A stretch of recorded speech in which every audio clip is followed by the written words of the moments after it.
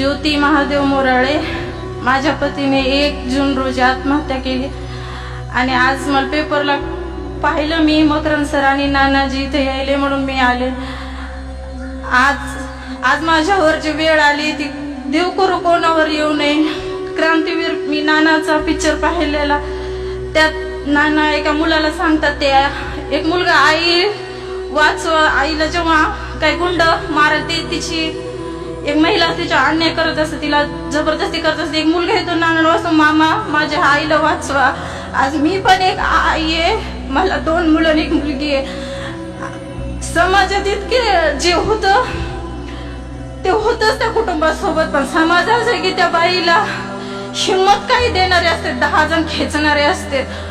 विनंती करते त्या समाजाला, आज खेचू नका, तिला हिंमत द्या उभा राहण्याची. आज माझी एक मुलगी 8वीला आहे. गेल्या वर्षी म्हणजे मम्मी शाळेत ज्या विद्यार्थ्यांना वडील नाहीत त्या विद्यार्थ्यांना वेगळं केलं जातं आणि त्यांना शासनाची काही मदत मिळते. ज्या दिवशी ती घटना घडली 2-3 दिवसांनी माझी मुलगी म्हणते, मम्मी शाळा भरल्यावर सर म्हणते की तुझे पप्पा नाही येत, आम्हाला त्या लाईनला उभं राहावं लागल. मी म्हटलं मी तुझ्या पप्पाची ना आईची दोन्ही जिम्मेदारी उचलेल मी.